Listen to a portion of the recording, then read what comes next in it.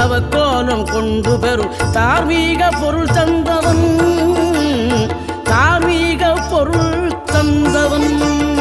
ஆறுபடை வீடும் அருள் வழங்கும் முருகா அருகே நீ ஓடோடிவா. மூவிரண்டு முகம் ஜொலிக்க 2 கரங்களுடன் ஆதரவு